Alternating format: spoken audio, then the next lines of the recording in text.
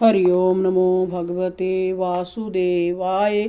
श्री ओम नमो भगवते वासुदेवाय। 11वां अध्याय मनवंतर आदि तथा काल निभाजन आदि का वर्णन। श्री मैत्रेय जी ने विदर जी से कहा, विदर जी, ब्रह्मांड का सूक्ष्मतम अंश परमाणु है। परमात्मा इस परमाणु से भी सूक्ष्म और ब्रह्मांड से भी विशाल है। उस सूक्ष्मतम परमाणु में अनंत शक्ति विद्यमान है। उसके विखंडन से परले का दृश्य उपस्थित हो जाता है। वह असीम शक्ति परमात्मा की ही शक्ति है। इससे भगवान के काल स्वरूप की सूक्ष्मता और स्थूलता का अनुमान लगाया जा सकता है।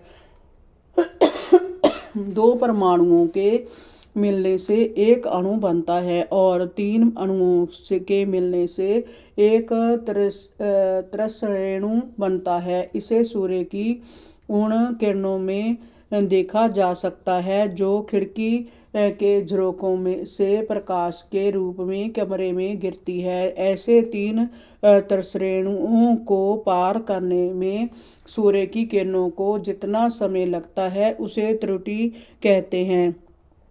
इससे 100 गुना काल वेद कहलाता है। 3 वेदों का एक लब होता है। 3 लबों को एक निमेष कहते हैं और 3 निमेषों को एक क्षण कहा जाता है।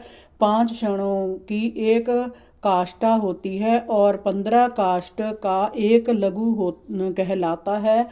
15 लघु की एक नाड़िका दंड कही जाती है। 2 नाड़िका का एक मुहूर्त होता है और दंड दिन के घटने बढ़ने के कारण दिन और रात्रि की दोनों संध्याओं के 2 मुहूर्त छोड़कर 6 या 7 नाड़िका का एक पहर कहलाता है। इसे याम भी कहते हैं, जो मनुष्य के दिन या रात का चौथा भाग होता है। 4-4 प्रहर के मनुष्य के दिन और रात होते हैं और 15 दिन रात का एक पक्ष होता है। इसे शुक्ल पक्ष चांदनी रात वाला और कृष्ण पक्ष अंधेरी रात वाला 2 पक्षों में बांटा गया है।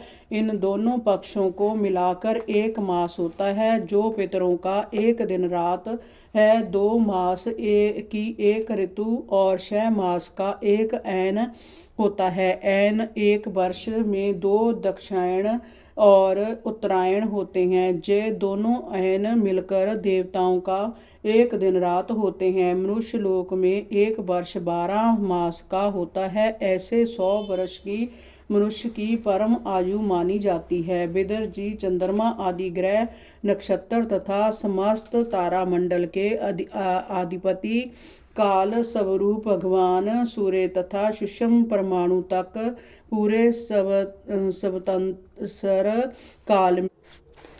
काल में 12 राशियों सहित निरंतर संपूर्ण भुवन कोश की निरंतर परिक्रमा किया करते हैं। हरि ओम नमो भगवते वासुदेवाय। श्री ओम नमो भगवते वासुदेवाय।